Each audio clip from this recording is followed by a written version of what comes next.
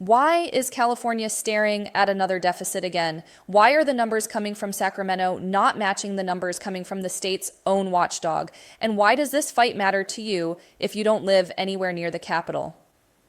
I'm Anna Turner, and tonight we're going straight at the core of what your feed is exploding with: California's $18 billion budget deficit story, the governor's blowback, and the part nobody wants to say out loud: this is not just a spreadsheet problem, it's a credibility problem. And when credibility collapses, the economy doesn't need a recession to start feeling like one.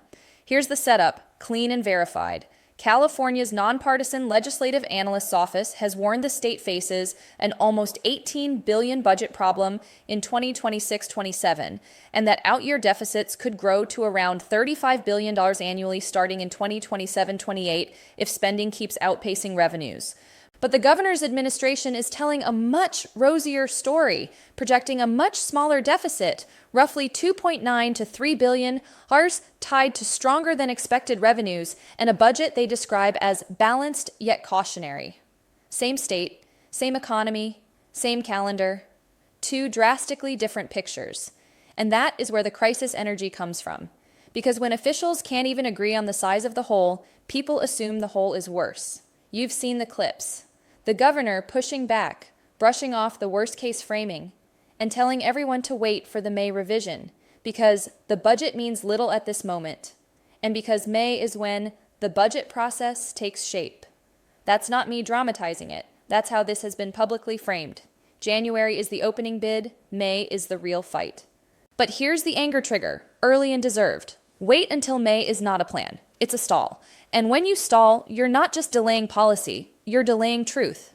Meanwhile, agencies keep spending, programs keep expanding, and regular people keep eating the consequences in real time.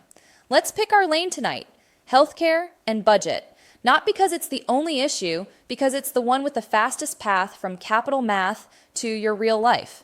First, understand the two competing narratives. Narrative one, the legislative analyst's office.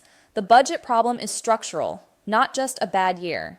They point to chronic deficits even during a period of revenue growth, warn the budget is less prepared for downturns, and explicitly flag the risk that AI-driven market exuberance could be unsustainable, meaning revenues could weaken fast if markets correct. Narrative 2, the governor's budget team. Revenues are outperforming, the state can be disciplined, refill reserves, avoid big new commitments, and manage a relatively modest deficit, while still making targeted investments. They also highlight major reserves and deposit plans. Now here's where it gets spicy and real. The LAO itself says the administration's lower deficit estimate is largely driven by a much higher revenue forecast that does not incorporate the risk of a stock market downturn the way the LAO does. The LAO is basically saying, you're building a budget on sunshine, and we're building one with storm insurance. That single split, whether you price in a market reversal, is why the numbers can be billions apart. So let's do a myth vs reality check, because the internet is currently weaponizing confusion. Myth 1, California's deficit is exactly $18 billion right now.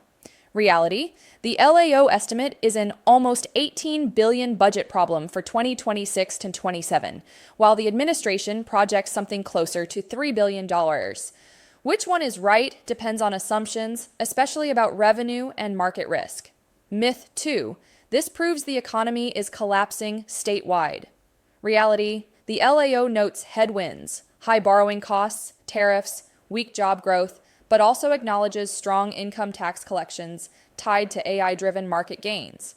That is not collapse, that's volatility. And volatility is exactly what makes budget promises dangerous. Myth 3, they can just tax their way out, easy. Reality, even the LAO points out that because of constitutional spending requirements, revenue improvements don't translate cleanly into closing gaps. In fact, they describe a rough rule. To balance the budget, revenue improvement may need to be almost double the size of the deficit because so much is automatically directed to formulas and required deposits. Now here's the retention twist. The real story isn't 18 billion as a number. It's what that number does to the fight over Medi-Cal and healthcare funding, because healthcare is one of the biggest, fastest growing cost centers, and federal policy shifts are explicitly increasing state costs.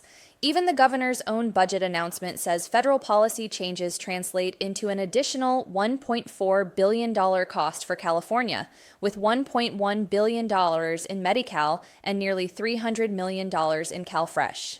And AP's reporting confirms the state is facing federal funding loss pressure and that lawmakers have said California is in no position to fully backfill. So the question becomes, when the math gets tight, who gets squeezed first? This is where we do a stakeholder map because it explains the political rage you're watching.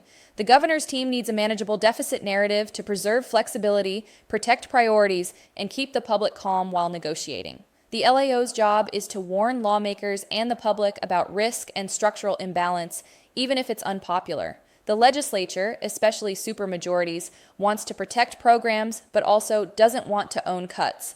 And counties are stuck on the front lines, pleading for stability, because they're the ones delivering services when the state shifts costs downward. Now imagine the chart I want you to see. Picture two lines. One line is projected revenue, rising sharply with market gains. The other line is ongoing commitments, rising steadily regardless of markets. In the LAO version, those lines cross and don't uncross. That's structural deficit. That's why they warn the situation is chronic and worsening, not just a one-year bump. And this is where the ticking clock matters. Every month that passes without locking in credible assumptions, the next set of decisions gets more brutal because the easy fixes, one-time money, internal borrowing, delayed payments start to run out. That's not a vibe. That's literally the warning. The state has used many temporary tools and is less prepared for downturns. Now let's do a red team exercise, carefully, without inventing anything. Worst case scenario, the market cools, AI-driven gains fade, capital gains drop, income tax receipts weaken, and at the same time, major program costs continue to grow. If that happens, the LAO's insistence on pricing in risk looks less like pessimism and more like realism. And the governor's smaller deficit narrative becomes politically radioactive because people will say, you ignored the storm warnings. Best case scenario, revenues hold, markets stay strong, costs don't spike further, and the May revision tightens numbers in a way that makes the smaller deficit credible. If that happens, the $18 billion crisis becomes a weaponized headline more than a lived reality. But here's the mid-script anger trigger, right on schedule. Neither scenario excuses hiding behind the calendar. If the May revision is the real moment, then January should still come with receipts. What assumptions are being made? What risks are being ignored? And what contingency triggers exist if revenue drops? That's not partisan. That's basic governance. So here's the paper trail audit. If this story is being handled responsibly, what should exist publicly and what should be understandable to a normal person? There should be a clear explanation of why the administration does not incorporate stock market downturn risk the way the LAO does, because the LAO explicitly frames that as a major difference. There should be a clear, plain language map of how constitutional requirements like Proposition 98 and Proposition 2 automatically absorb revenue gains, because the LAO explicitly says those requirements can offset improvements and complicate balancing.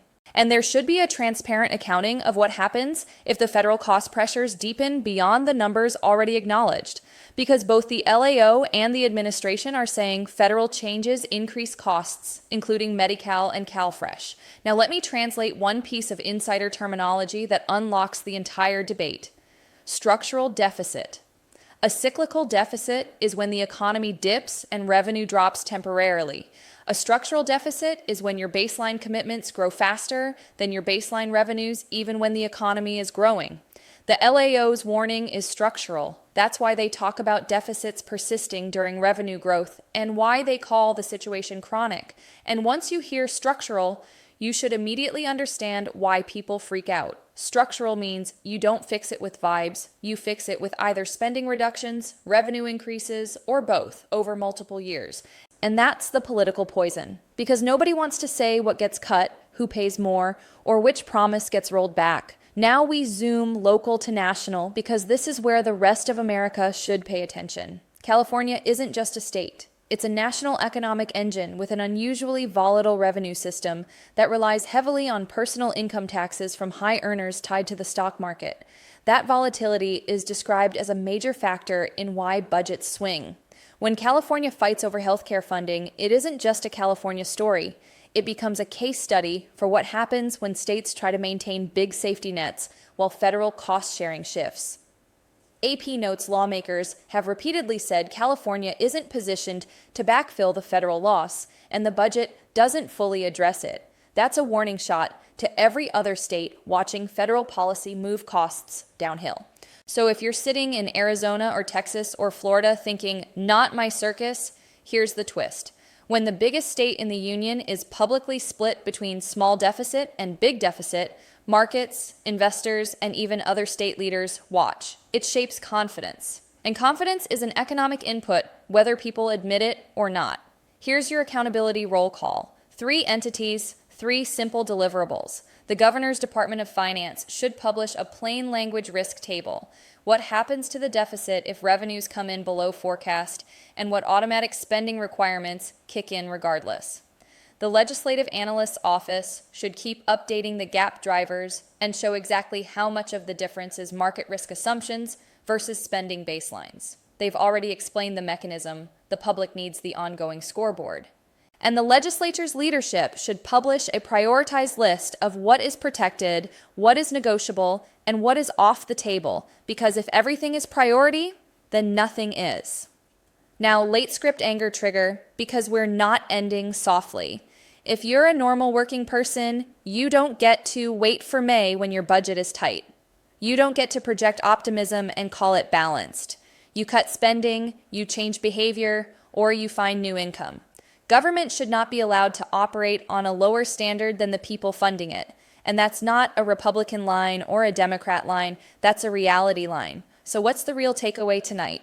The $18 billion deficit is not a single proven number that everyone agrees on. It is a warning from the state's independent analyst about risk and structural imbalance, directly clashing with the administration's more optimistic revenue assumptions and smaller deficit projection. The economic crisis framing is not officially confirmed as some statewide emergency.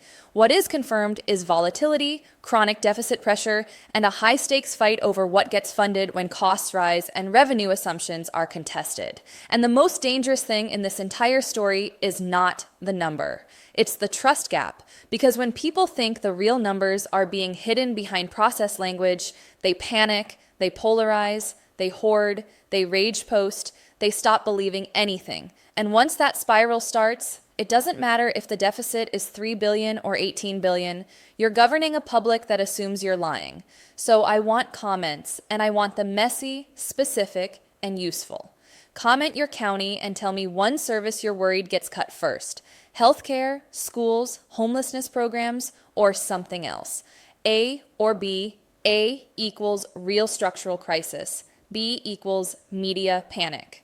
Vote and explain it in 10 words and source check. Drop the best local or state budget link you've found so we can crowdsource reality, because if officials won't simplify it, we will. I'm not closing this like it's over, because it's not. We're doing an open investigation. Here are the 4 questions I'm tracking, and I want you tracking them with me. Does the May revision move the administration's revenue assumptions closer to the LAO's risk-adjusted outlook, or does the gap stay wide? Do healthcare cost pressures, especially Medi-Cal and the acknowledged federal changes, grow beyond what's already stated? Do they rely on more one-time maneuvers, borrowing, and payment delays? Or do we finally see real structural fixes? And which side ends up being right about the market risk? AI-driven strength continues, or this was overheated and due for correction? If you want the fastest update, subscribe and turn on notifications. I'll revisit this when the next official numbers drop, because I'm not interested in vibes. I'm interested in receipts.